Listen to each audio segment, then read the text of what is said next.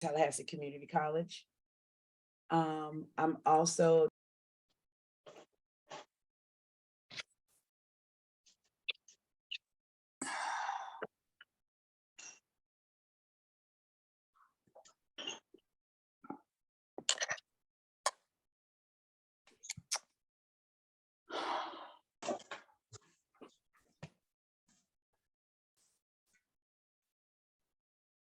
Where did you go?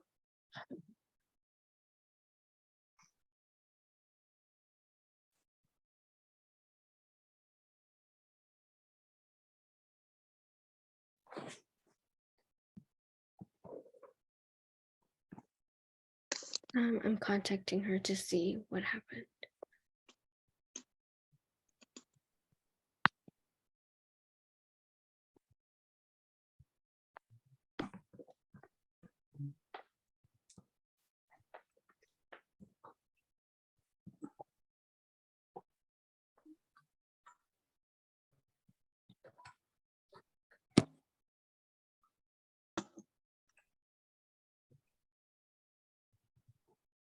technical difficulties.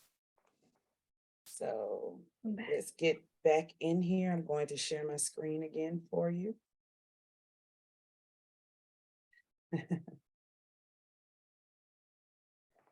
Share sound. Okay.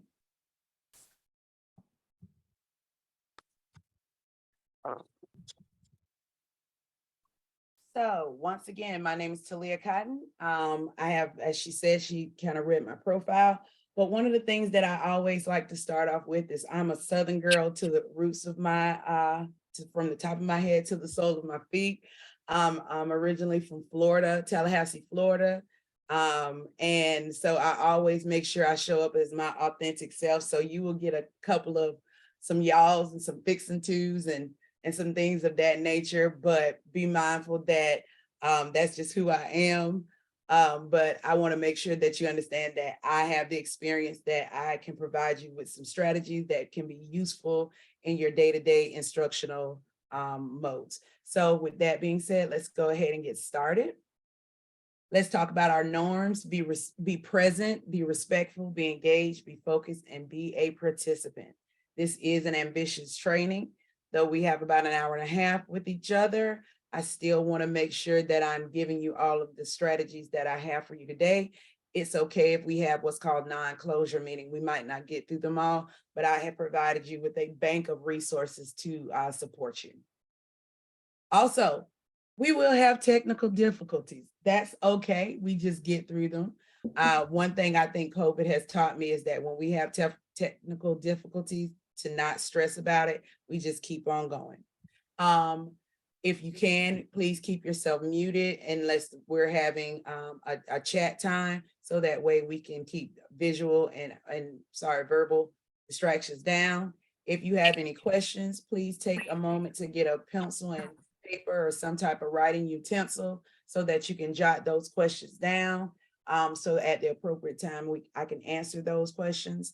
Also, as we're asking questions, if you have an answer or you have a strategy, please feel free to share it in the chat or at the appropriate time, because we are a community of learners.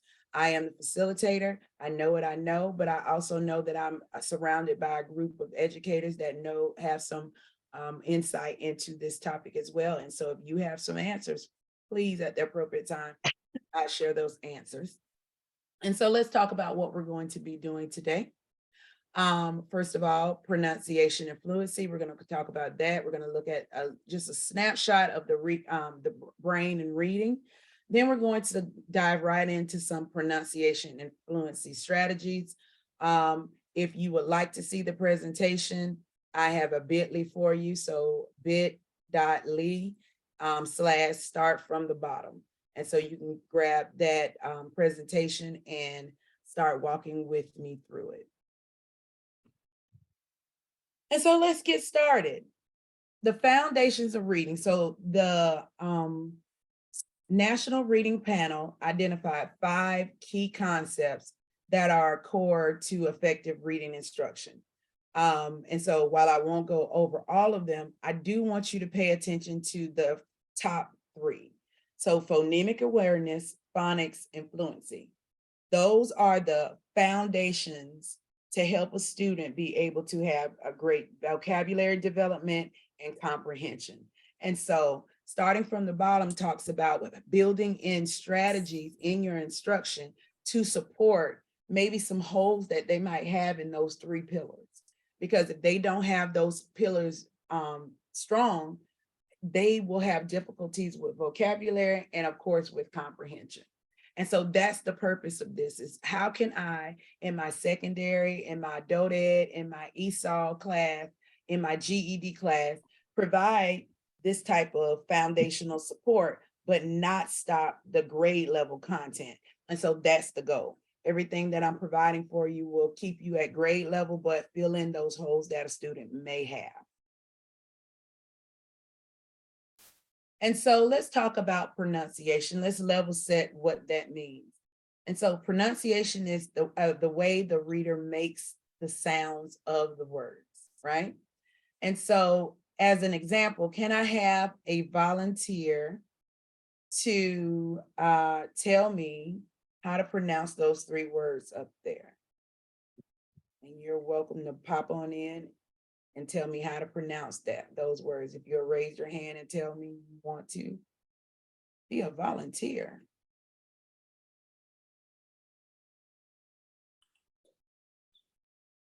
Anyone would like to volunteer to tell me those three words up here? Pronounce those three words for me. I'll do it. This is Barbara. Go ahead, Barbara. The Whopper, Orange, Bell's Outlet. Okay.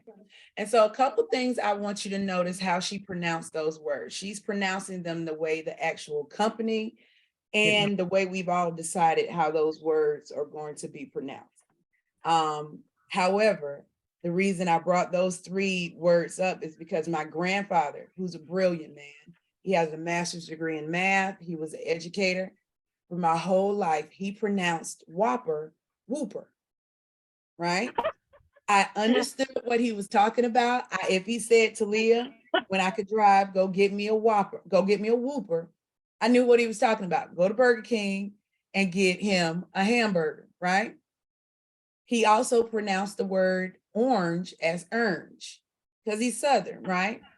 He was a very intelligent man. One of the things that I want to bring up and lift up is that our students, depending on where they come from, might have different ways of saying the words or the sounds that they make for the word, and that needs to be okay.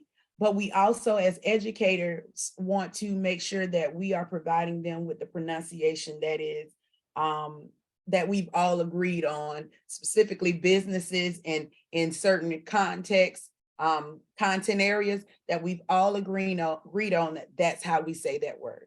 And so it's very important. Also, Bell's Outlet.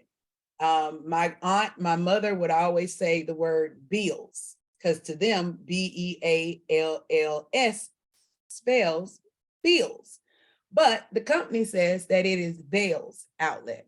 And so we want to be mindful. Pronunciation is all about the sound of the word. We want to make sure that we're providing our students with instruction that will help them with the sounds of the word. It's really that simple.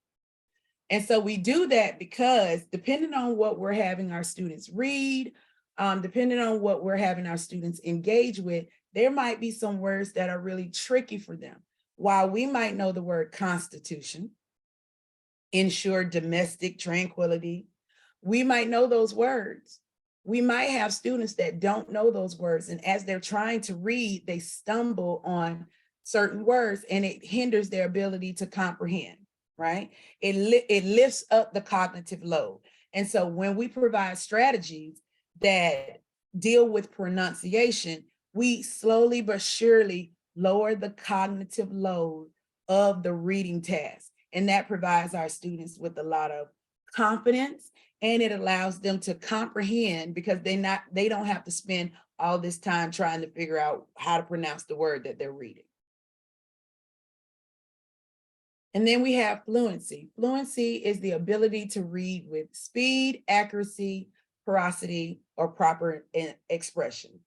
Fluency is defined as being able to speak quickly or easily in a given language. So it comes from Latin, which means to flow. So if you have fluency when you're reading or even writing, but when you're reading, it should flow very well. Acceptable fluency is said to be 90% or better accuracy, meaning that when someone is reading a text, they should be able to pronounce 90% of the word. They should be able to read words that they have on there. They should be able to read with flow. And so one of the things that I think is very important when we're talking about fluency is going back to teaching, providing those strategies and showing them how to modeling, fluency in the classroom. And so this is once again the preamble of the Constitution. I'd like to have a quick volunteer who would like to read our great preamble to the Constitution. And you are welcome to just pop in. I'll do it. I'm Isabella. Isabella. Preamble to the Constitution. We, the people of the United States, in order to form a more perfect union, establish justice, ensure domestic tranquility, provide for the common defense, promote the general welfare, and secure the blessings of liberty to ourselves and our posterity, do ordain and establish this Constitution for the United States of America. And so I want you to notice Isabella is modeling great fluency. It flowed. When she got to the commas, she paused. When she got to certain words, her pitch went up. These are the things that we want to model for our students, even our adult students, because I was in a meeting the other day with a bunch of adults, and that a young lady was asked to read and she was stumbling over certain words, which is fine. We all do. But what I noticed just as a reading teacher and as someone who's been in this field for a long time is it hindered her confidence because she's reading in front of other adults, and it made her nervous, and she continued to stumble. But also I was really cognizant of the fact that more than likely she doesn't understand anything she's reading because she stumbled so much that she was more focused on pronouncing the words correctly than actually taking in the meaning.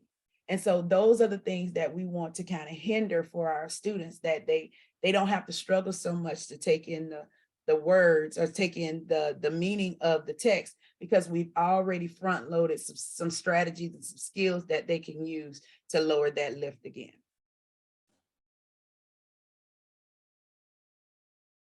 And so I did all that to say it's really important to provide pronunciation and fluency instructional support.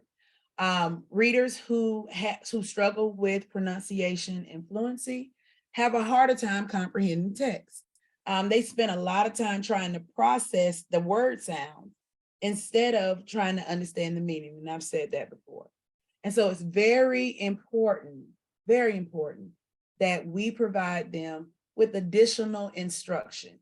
Now, I've been doing this for over 16 years, really honed in the field in the last 10. And one of the things that I've noticed with secondary teachers, myself included at one time, there was this thought, this idea that we did not have to teach the foundational reading skills, pronunciation and fluency. We would say the kids they should be able to read on their own. They should be able to do this. And what I found, one, after being certified as getting reading endorsed, and two, actually teaching the course for, like 2 years, what I have found is those supports help our students. And yes, they should be, and they're supposed to, but getting out of that mindset and saying to ourselves that whether they should or not, we are going to provide everything they need to be successful. I think that's the kind of shift that I made as a reading teacher and a language arts instructor, that I'm willing to provide my students with anything they may need to support them in being a fluent reader, to being a reader that can take a text and comprehend it and make meaning for it and make it their own. And so I think that's the shift that I want to see in any teacher that I work with, that are you willing to provide your students with anything that they may need to be a great student and a great learner. And so before we move on into the strategies, I want to talk a little bit about the brain. But before I do that, I want to make sure there are no questions or anything that I need to look at. Are we good with, are there any questions? I don't see any. Yeah, I do agree with Laura. There's a stigma that phonemic awareness and phonics are for children. Not for secondary, definitely not for adult ed, not for college. It's for the elementary. And sadly, going back, if we think about it, if a child did not learn, they maybe received the instruction, but they didn't learn it, they didn't internalize it. As they matriculate through school, they're still struggling. And so providing that just really helps them. And so one of the things I want to do is talk about the brain. I have a great colleague by the name of Heidi Perez. She's a specialist at DPS, Durham Public Schools. And she always talks about the brain in reading, because one of the things I used to say, good readers are good thinkers. And so she really kind of solidified that ideal for me. And I always mention, anytime I'm dealing with reading, I always mention the brain. Because our brain, it activates when we read. And so for struggling readers, they tend to pause too frequently and too long. They experience disrupted comprehension. They use more cognitive effort, and they lack reading stamina. That's going on because if you look at the picture, the sounds and maybe the word recognition and word symbol connection are not connected. She used to have us do this where we would put our hand on our front and we would put our hand on the back, and she would ask us, can you touch your fingers? If you have your palm right here on the center of your forehead, can you touch your fingers? And you can't, right? And so we have to show our students how to make those connections, because what we really need to happen or have happen is have that brain light up. So we need to have the symbols where they understand the symbols that they see. They understand the sound that they see, and then they understand the sound of the words, and then they can then comprehend it. That whole river of pathways need to be connected. And if we have a student that's dealing with the fact that they don't know certain words, those pathways are not going to light up. And so we want to provide instruction, really small, really targeted and intensive instruction that's going to help our students light up those pathways. And so that's the purpose of it. And I think to myself, that was something that I think I was missing. Like, I knew this was good instruction. I didn't know why. Here's the why. That in providing them the instruction, and this on the left side of the brain, so left for literacy. And so we want to have our kids connect. And we want that circle as they're reading, those pathways to light up as they're reading. And that's where that intensive instruction in phonemic awareness, phonics, and fluency, along with vocabulary and comprehension, really seeps in. And so let's start looking at the strategies. But before I do that, I want to make sure any questions, any comments before we get started. Let's take about 2 minutes. Does anybody have anything to share? Anything that you noticed, you wondered about that portion of the presentation? And you're welcome to throw it in the chat. Or like I said, we're a community of learners. You're welcome to respond.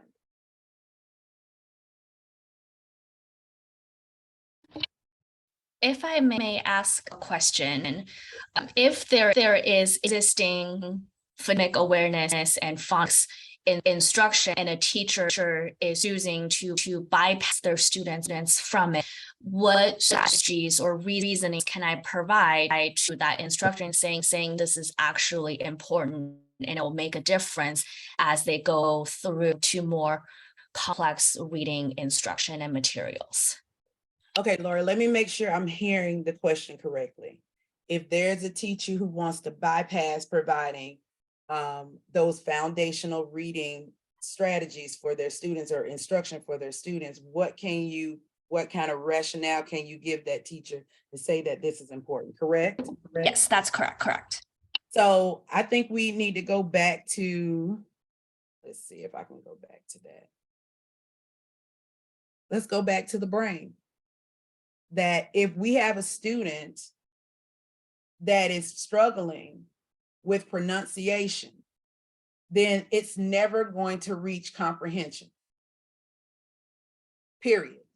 And so while it might not be comfortable for the teacher to have to provide those strategies, it may be confusing. He or she might not have that in their wheelhouse.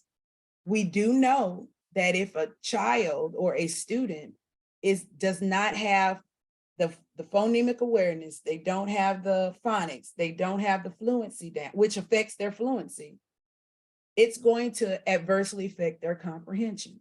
And so if the goal as an educator is to help students, if the goal of the educator is to provide the student with everything they can do within their power to make that student a lifelong learner, if the goal is pure, then this hopefully is enough to say that this is important. Along with that though, they need strategies, right? One of the things that I found, the spirit is willing or but the flesh is weak. And I say that to say, I could be willing to want to do these things for my students, provide them with pronunciation, provide them with fluency strategies, and I have none. And nobody told me what to do. And I think it wasn't until I actually took the reading class, reading endorsement class in Florida and taught it for 2 years that I really understood just the little things that I can do, the little adjustments in what I can do to support my students. And so to kind of condense that, provide them with the research that tells them about the brain, how the reading brain works.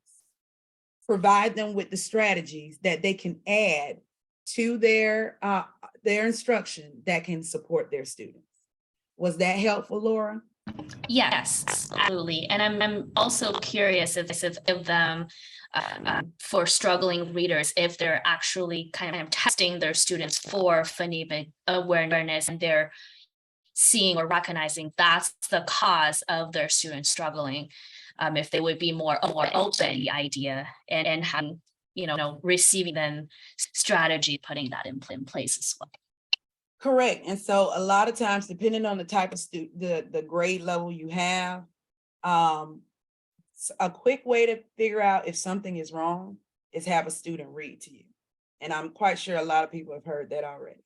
Having a student read to you will tell you some of the problems, some of the issues that may be going on.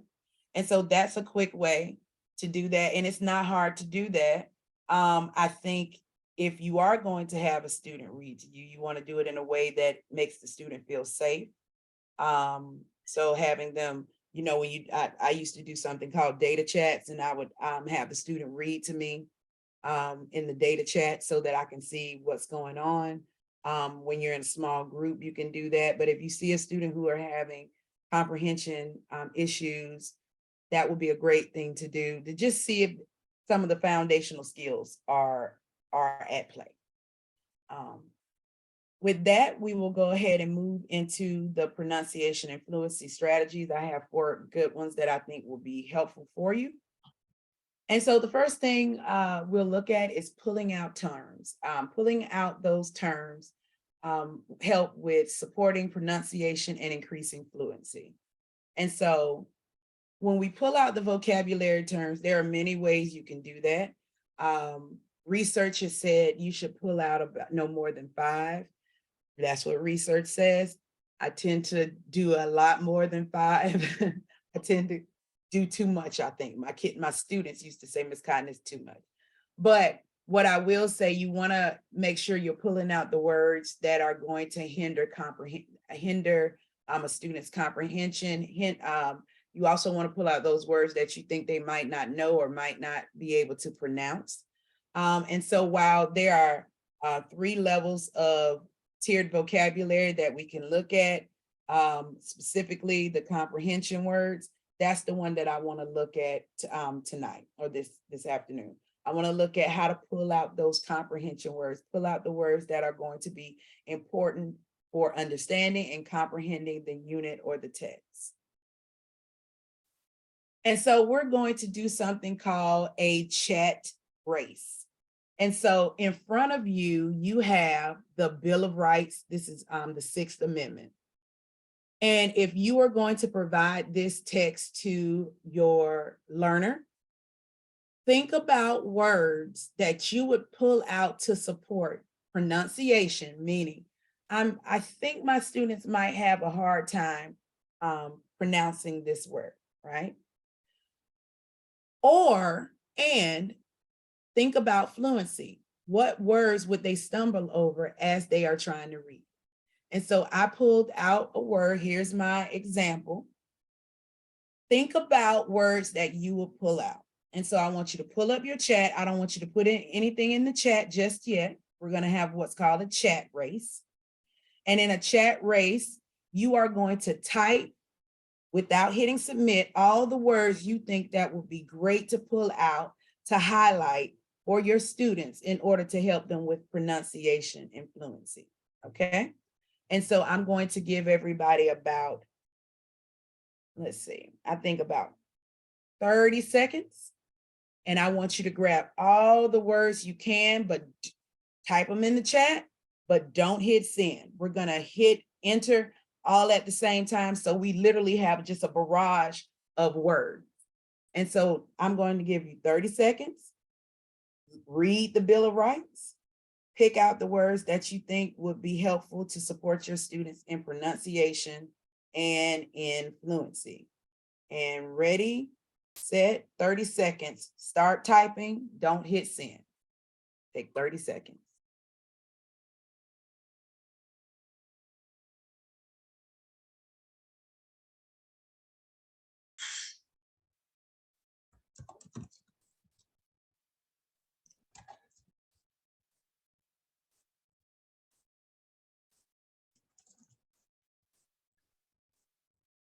And in 5, 4, 3, 2, 1. I need everybody to hit send. So I see speedy, persecutions. I see impartial. I see impartial, ascended. I see crime. I see nature against. And so look at all of these words that immediately you say to yourself, my students might need support with these words. And so pulling out those vocabulary words make you as the teacher or the educator cognizant of possible difficulties. And so for me, I definitely will pull out, depending on the type of student that I'm working with, I would impartial, jury, I might pull out committed. I can see my students maybe struggling with that, ascertained, all these words, confronted, accusation, and I will pull out accusation because even though some might have heard the word before, because many of us were accused of things as children, they might not have seen the word in print. And so that's very important because as we talked about the reading brain, there's a part in the back of our brain on the left side, this is my left side, the left side of the brain that has symbol and word recognition. And so they maybe have heard the word accusation, but they've never seen it. And so we want to connect those pieces, right? Someone said, it seems that the student would need to know the meaning of the word before the teacher concentrates on pronunciation of the written word. Not necessarily, because remember when we read, when we're reading, we're mentally saying the words out loud.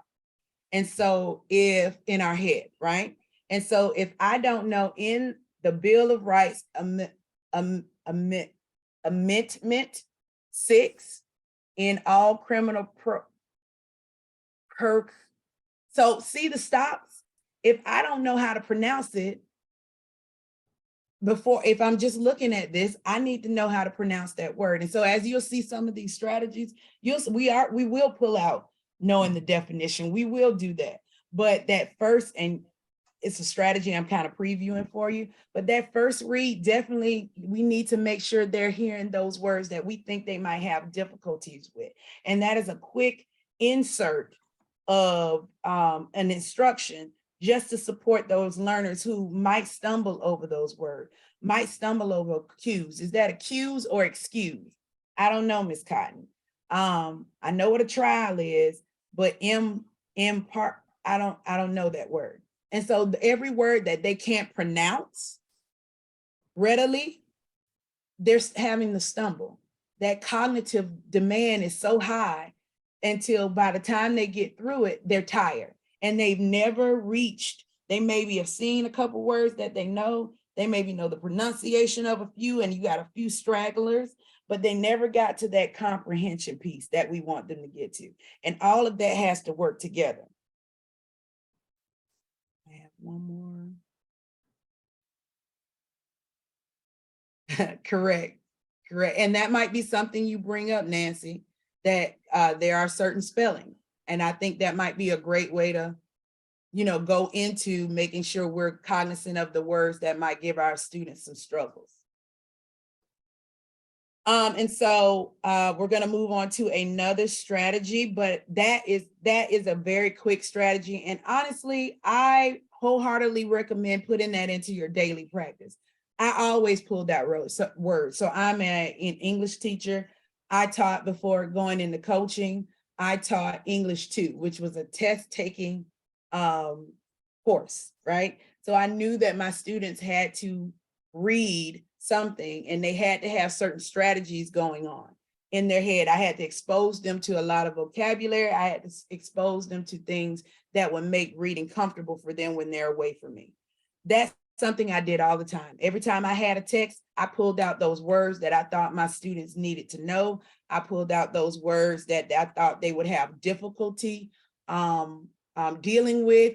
And of course, we did things with vocabulary. I'm a Frayer model queen. I love a good Frayer model, but I also started pronouncing those words for my students and having them pronounce them back to me. And so you'll see a couple strategies on how to do that as well.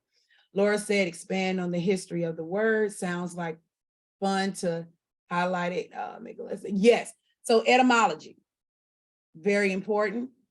Those Latin roots, those Greek roots, very important. And so doing that, like I did, basically showing you that fluency came from a Latin term, which means to flow. And so now in my brain, fluency and flow are now intertwined and connected.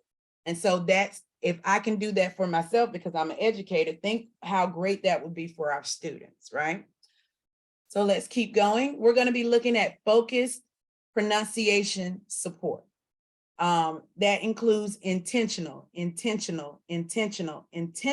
instructional practices that assist with correct pronunciation and increase accuracy, i.e. fluency. And so we are looking at some things that you can do that are intentional in your classroom to support pronunciation. Practice those words. It doesn't have to be a long lesson. It doesn't have to be something that you do that's taking up the whole period. It literally could be something that you do every day in a small chunk, right? And so having them pronounce the words multiple times in a setting works. Referring back to the word again throughout your lessons, throughout your week, throughout your month, that reading cycle is helpful. Also, mouth, lip, and tongue movement. Our EL students, our non-native language speakers, watch your lips. They watch your throat and they mimic that mouth movement.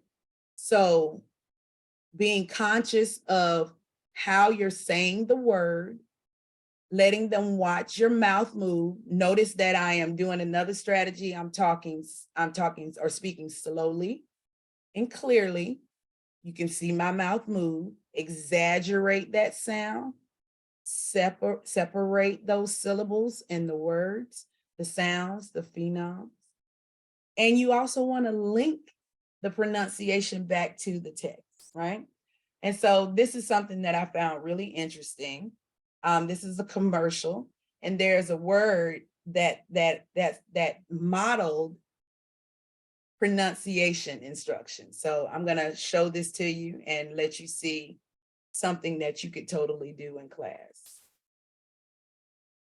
Hyaluronic acid. Hyaluronic acid. Hyaluronic acid. There's a reason one serum. Okay, so she said a word. I let you listen to that word 3 times, right? Now that I have your attention, I'm going to let you listen to that word 3 more times. And I want you to take in how she is pronouncing the word, because you're going to do the same thing in a minute, okay? So let's try that again. Hyaluronic acid. There's a reason one serum. Hyaluronic acid. There's a hyaluronic acid. There's a reason. 2 seconds, right? She said the word hyaluronic acid. So what I want to do, Hyaluronic acid. I want to There's a practice reason that. one serum. Let's practice that. So we're going to do a choral pronunciation, kind of similar to choral reading. We are going to pronounce the word together. So what I need is everybody to unmute, if you can. And on the count of 3, we are going to pronounce this word, and we are going to pronounce it hyaluronic acid. Hyaluronic acid. Yeah. Okay. And so at the count of 3, we're all going to try it together. 1, 2, 3. Hyaluronic acid. Once. Let's do it again. Hyaluronic Acid.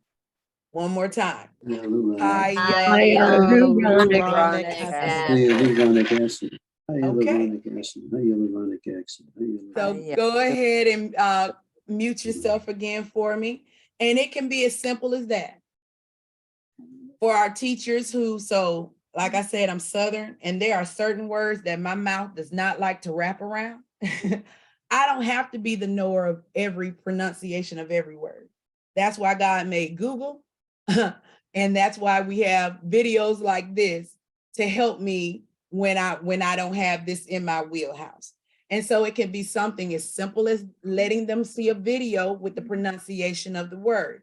And you're gonna see other strategies that I'm going to be using. And so notice that's something really quick, right? We're practicing the pronunciation multiple times. We're slowing it down so you can see the movement. We're speaking slowly and clearly. We're exaggerating those sounds. We're linking it back to the text. So if we had time, I would let you watch the video. So now you can link hyaluronic acid with what it actually does, which is it's a plumper, it's a hydrator, right? If you buy L'Oreal, please tell them that you saw that in the training, because I've used this video a lot and I have a feeling somebody bought their product. So Talia, may I ask Yes. a question? This is Sure. Barbara. Sure. Let's see if I get this now. Are you saying all this work we're doing with fluency and the flow is almost more important than the explanation of what the word means? No, not at all. I'm saying that all things work together. There is no one is more important than the other. When we're reading, we have to go back to those pillars. Reading involves phonemic awareness, phonics, fluency, vocabulary, comprehension. If we have a student that's lacking in certain places, we continue on with grade level instruction and we fill in those holes. So there is no or one or the other. There is and also. Because if you have a student that's having difficulties with those foundational skills, we want to provide these strategies, these real quick strategies to support them in filling in that hole. So once again, there is no one is more important than the other, because you'll see as we get down, I'm talking about vocabulary and all of those things. But it's hard to comprehend when you can't even comprehend the sound of the word. So Right, but as you're an saying- instructor, we want to fill that in. You're saying that's kind of like one of the first things, you said that was first. Yes, it is. So it doesn't stand alone, but first is the pronunciation, then later comes the content of what the word means. Is that what you're Correct. And- saying? Okay. Correct. And that's how our brain, I want to kind of bring us back and remember how we learn to read and or communicate. We start out with sounds. Those of you who have children, I'm quite sure when they were young and they couldn't articulate words, you knew the cry for when they were hungry, you knew the cry when they were wet, you knew the cry when they were in pain. We first get communication skills through sound. If our students have an inability to understand certain sounds, it blocks their ability to comprehend. Then after sounds, so think of griots in history. After sounds, then we have pictographs and language and text, right? And understanding that, putting the sounds to the picture or words. That's how our brain is wired. Start with sound, then we start with text, pictures, that leads us to comprehension. All these things must work together. So if we have a student that's struggling in one of these things, we just provide them with strategies to fill it in. We don't stop the grade level content, but we fill it in. And so what we have here when we're talking about pronunciation in class, some real quick things that you can use. Repeated pronunciation of the terms, right? Repeat it 3 or more times. Repeat them daily. So if you are dealing, I believe in reading the text more than once. And so when I know that there are certain words that I think my students might have trouble with, they're going to hear that word so much in class until they're going to know it. They're going to say that word so much in class until they're going to know it. So when they're reading independently, that's not going to be a hardship for them because they've heard Ms. Cotton say persecution, persecution, persecution, right? Also recording terms for students. So for example, you can do that for the students. You can find a video that will say the terms for the student. You can have a student do that by providing them support to then record those terms. Hearing and practicing the pronunciation of those keywords, that's going to build fluency. So they're not going to stumble. You're bringing up their accuracy average, right? They can record using Canvas, Flip, it used to be called Flipgrid. Our kids love a good TikTok. Let them use a TikTok for good things if your district allows. They have a voice memo. All of those things could be a great interactive assignment for your students where now we're supporting them in pronunciation and fluency, but they're also still engaged with the text, right? Partner activities. So choral reading is really good for pronunciation and all those other strategies. You're building fluency again. They're hearing and practicing those key terms. One of the things that I absolutely love is Google pronunciation. And that's a great technology support. I have put in a pronounce Google extension that will help anything that's on my screen. I can have it pronounce it for me. I love read aloud in the Microsoft Office. Sometimes when I'm lazy and I don't feel like reading something, I'll just let them read it. And I do that for my proofreading as well. And then YouTube has pronunciation videos, okay? And so what we're going to do, we're going to go into breakout rooms and I'm going to let you practice something and have a quick conversation. But question, Zara, what time do we end? We end at 7:30, correct? 7:15. 7:15. So I'm gonna keep us in here because I wanted to answer those questions. And so I'll keep us in here. We won't do the breakout rooms, but I am gonna keep the time. And so let's do this. I want you to go and in Google, I want you to type into the search bar this text. I'm not going to say it out loud because I want you to put it in and I want you to practice. And so in the Google search, I want you to type in, and actually I will walk you through how to do that. Can I walk you through that? Yes, I can. Let me stop share and then share again. My screen, I'm just going to share my whole screen. And I'm going to walk you through how to do that. So you're going to go to Google, our trusty friend, and you're going to type in this, right? This is a math term. Type that in, and what you will get is a pronunciation practice, right? And the practice will say it for Pythagorean theorem. right? But what I love about it is it lets you practice. So here we go, watch. Pythagorean theorem.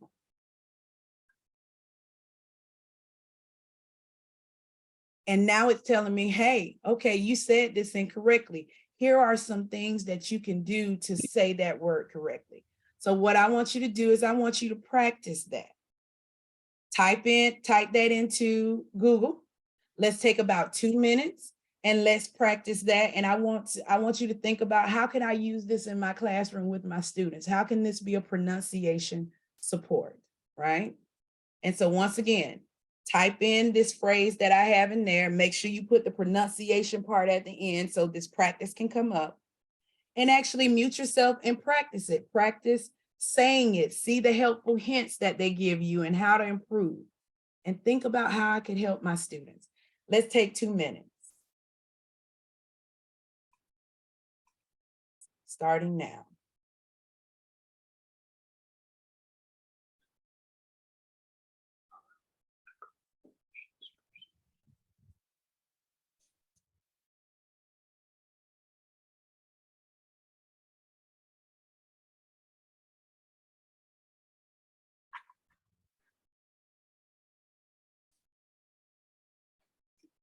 Well,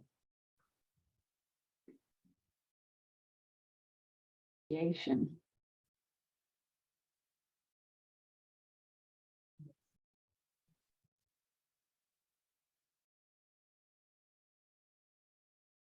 Pythagorean theorem. Let's take 1 more minute. Pythagorean theorem.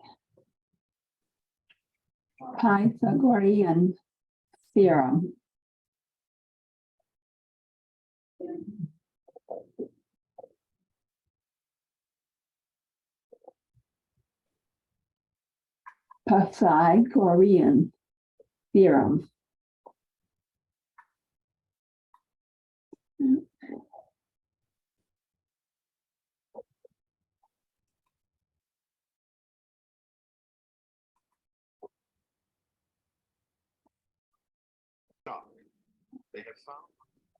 Come on back in about 30 seconds.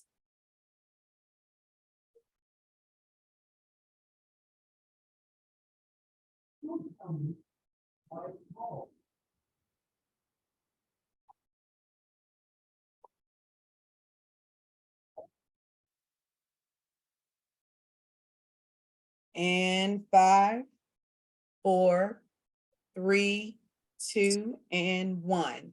So let me, first of all, let's do another, let's throw some comments in the chat. Let's throw some comments in the chat. What do you think? Let's have about 1 or 2 people share out. So first come, first serve. What do you think about this strategy? Can you see this being a support for your students? Margaret said, after a bit, I would say close enough. And I hate this word. My Southern tongue doesn't like to wrap around that. Pythagorean theorem. So great for ELL students. Laura, I want to bring something to your attention. Anything that we do for our ELL students are good for all students, whether they're ELL, they're having issues, or they're just above grade level. Anything we do for our ELL students help all of our students. So that's something that I had to internalize myself. And so I hope this was helpful, a great strategy. We have 2 more to go, and then I will be releasing you. And so the next strategy is prosodic reading, right? Prosodic reading lowers the reader's cognitive load. That means their ability, all the thinking they have to do, it lowers that. So they can focus on comprehension. They can get to the comprehension side of the pillar. It provides correct pronunciation, and it models proper fluency of a new text. So once again, I got this from a great colleague by the name of Heidi Perez. She's my specialist. I'm a coach, but she's my coach. And so we have something in DPS called a reading routine. And the first read is always that prosodic reading. Basically, it really means that a student is hearing someone read with expression. They're hearing the pronunciation of that new vocabulary. They're following along with you. It's modeling that proper fluency. And so prosodic reading is one of the hallmarks of achievement in reading fluency and aiding in comprehension. So just having that first read where someone's reading to them helps so much. As a secondary ed teacher, I used to say, they're high schoolers, I shouldn't have to do this. Well, once again, going back to what I said, the shouldn't haves, if they need it, am I willing to provide them what they need? And if I don't want to do it, am I willing to find a resource that will let them do it? Barbara, you had a question? Oh, Sandy, I'm sorry, you had a question? Okay. And so what can prosodic reading look like in the classroom? One, as again, I want to highlight this, it lowers the cognitive load and the cognitive lift for our readers, especially our readers who are struggling. Just hearing that helps. Even the readers who are, they're way up there, they know what's going on, they are high performers, hearing that can let them know, okay, I did know that word. Oh, I didn't know that word. And it fills in some holes for them. It models that pronunciation and fluency. The reader doesn't have to be the teacher. It could be an audio, it could be a video, it could be a fluent student, but you want to prepare them. You don't want to just say, here, read this code. You want to, if you have a student that you know can read very well, that could be a stretch exercise like, hey, we're going to be reading this in the next 2 days. I want you to practice reading this and come see me during lunch or something, and we'll work on it together. That could be a stretch exercise for them, right? But the reader doesn't have to necessarily be the teacher, but we do want to have a prosodic reading that first read. So that first, we have something in Durham called a reading routine, but you can call it a reading regiment. It can just be something you practice. But that first read, you want it to be, they hear someone reading the text to them. Then you can move into whole class reading, right? You can move into peer and pair reading. You can move into that close reading. You can then move into the individual reading, right? It can be last or it can be mixed in. But having that first read where someone is reading to them, think about how children learn to read. It's awesome, right? They learn to read by listening to other people read to them. We read to younger children, but we stop when kids get in secondary or above.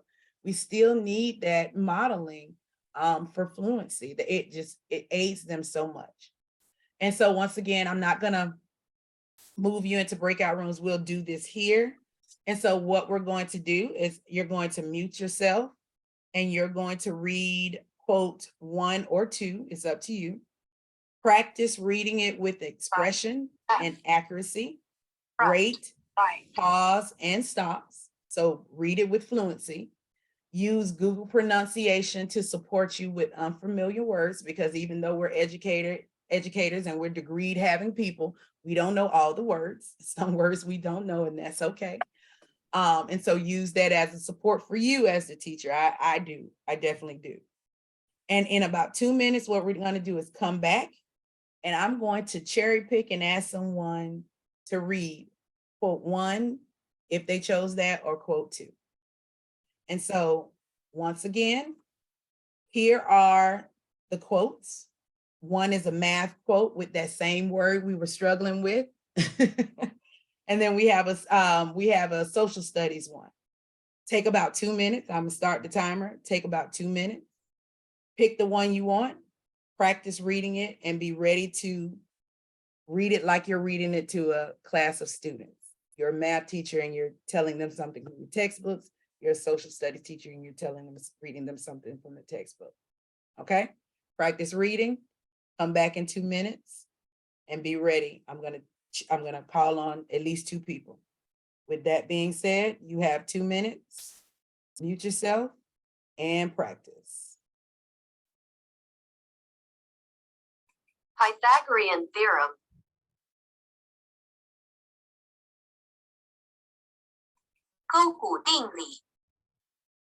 Do me a favor and mute yourself.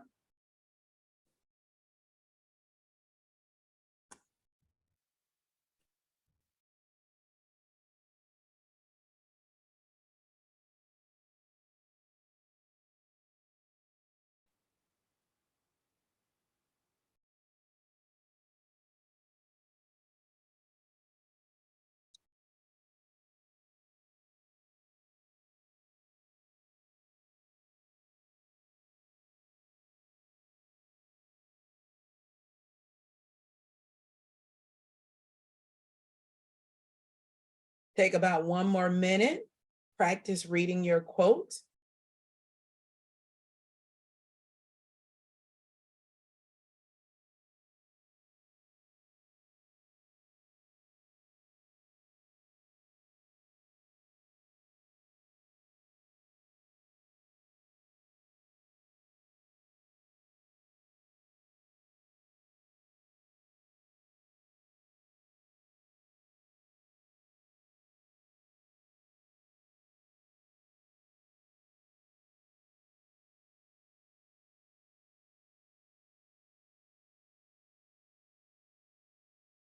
Let's take about 30 seconds.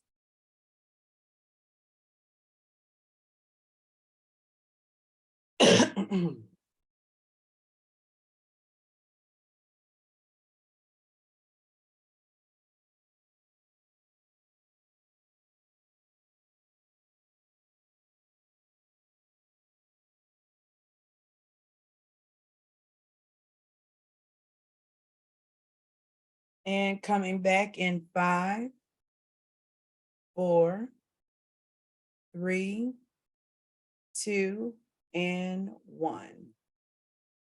So let's do a quick round. Let's see. Ms. Deb, would you like to try the quote? Would you be willing to read one of the quotes? Certainly. I would select quote 2, social studies. World War II, also called Second World War, conflict that involved virtually every part of the world during the years 1939 to 1945. The principal belligerents were the Axis powers, Germany, Italy, and Japan, and the Allies, France, Great Britain, the United States, the Soviet Union, and to a lesser extent, China. The war was in many respects a continuation after an uneasy 20-year hiatus of the disputes left unsettled by World War I. The 40 to 50 million deaths incurred in World War II made it the bloodiest conflict as well as the largest war in history. Awesome. And so now I am going to pick someone else. And question, can you see my Word document? Give me a thumbs up if you can see it. Awesome. So I'm going to let my Word document read for me. World War II, also Can you hear that? Awesome. World War II, also called Second World War, conflict that involved virtually every part of the world during the years 1939 to 1945. The principal belligerents were the Axis powers Germany, Italy, and Japan, and the Allies France, Great Britain, the United States, the Soviet Union, and, to a lesser extent, China. The war. So I could have let Deb, who read it so eloquently, right, read it, because she's the teacher and she did it so well. Or if I feel a little apprehensive, I can let another technology component do it. Now, who read it better? Miss Deb, right? Her facility of language, her stops, her pauses, how she exaggerated certain words, that's the best reading. But we can't be all things to all people, right? Sometimes we might want to read it to the kids. Sometimes we might want to let something else read it to the students, but that's okay because you have different strategies to use, right? And so notice, it's better to have a natural reader read it, but that'll work too. So I want to kind of make sure you know that. Our last strategy, fluency support. It focuses on practicing correct pronunciation, accuracy, reading speed, rate, veracity, expression, pauses, stops with the punctuation, right? And so fluency support is really helpful to support your students by having them read multiple times. So a one and done is not the best use of a text. I have a lot of colleagues, or not a lot, but I have some colleagues that will have the students reading a text every day, a new text, a new text, a new text. Even I need to read things multiple times to understand it. And I tell my students that I have to read things multiple times. And Ms. Cotton got a whole bunch of degrees. I still need to read it multiple times. So we want to practice that with our students. That first read, of course, needs to be a prosodic reading, whether it's by technology or a natural reader, which is the best. Then you can start going into that whole class reading, the paired, definitely do close reading, and you want to have that individual reading. So notice how some of the strategies are coming back here because all these things work together. You want to pre-teach that vocabulary by pulling out those terms, introducing new or difficult words before we read the text, always include the pronunciation of the words. And then we want to have those multiple read activities or assignments, providing activities that's going to make them go back to the reading on a regular basis, right? So vocabulary, graphic organizers, citing text evidence, writing or summarizing, all of those activities can be done because they have to keep going back to the text. And that supports, excuse me, that supports fluency. And it also supports pronunciation by having, it supports comprehension because they keep going back, and they need to know that's okay. That's a good thing to do. And so one of the things that you could do as a teacher to help with fluency is by letting them listen to a text. And so I grabbed this off of a website that's dealing with chromosomes, and I'm not going to play the whole thing. Ooh, go back. But there it is. It's going to read the text to them. Chromosome. Chromosomes are thread-like structures made of protein in a single molecule of DNA that serve to carry the genomic information from cell to cell. And so it will read this whole thing to them. I don't have to do everything. I don't have to read it all, right? I can provide the resources for them to have the strategies that I've just noted, right? And so we've read this together. We've pulled out, I've had some words highlighted that I know my students need to know to grasp this information. And now I want to move to what am I going to have the students do that's going to force them to go back? This is a great activity that I stumbled upon that I think every teacher should use, a vocabulary video. So here's what you would do. You would have the students use Google. You would have them listen to the text or read the text with you, have that first prosodic reading. And then they will use Google pronunciation or YouTube to practice saying those bold words correctly.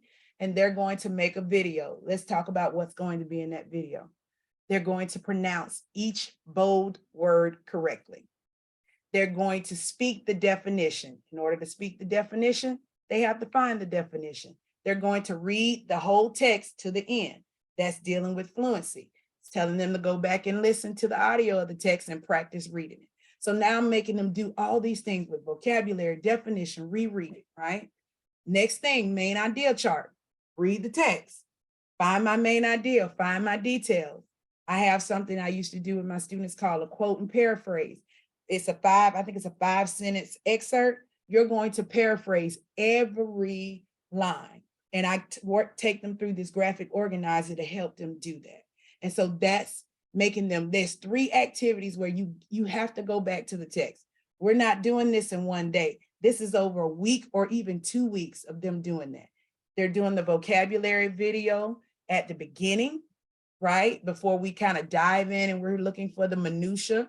I know that they know the words. I know they know all these things because I've kind of pre-taught them, and now they're turning this into their own. And so I always do this with my students. If we have a reading, I normally go about 2 weeks and we're reading that thing over and over again. And I had a kid from 1 year that was like, hey, Ms. Khan, remember when you had us read blah, blah, blah?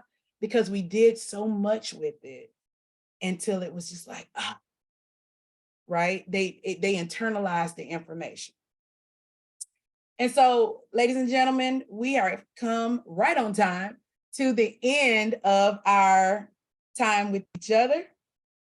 First of all, I see someone asked me, could they have the PowerPoint? Yes, it's bit.ly. So it's going to be put on the website, but it's bit.ly. So bit.ly/starting from the bottom. So bit.ly, so bit.ly/start from the bottom, not starting, start from the bottom. And I'll put that in thank you. She put it in the chat. Any comments, any questions, was this helpful?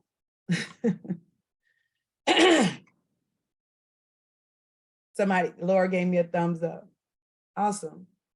Can you see yourself? Notice I'm not changing the way they do what they do. I'm saying, can you see yourself adding these little things to your instruction immediately? Ms. Julie, can you see yourself adding this to your instruction? Ms. Deb, I know you're going to do the prosodic reading, Ms. Deb. You read too well to not do a prosodic reading, right? So I hope you got something great out of this. I hope you will utilize those strategies.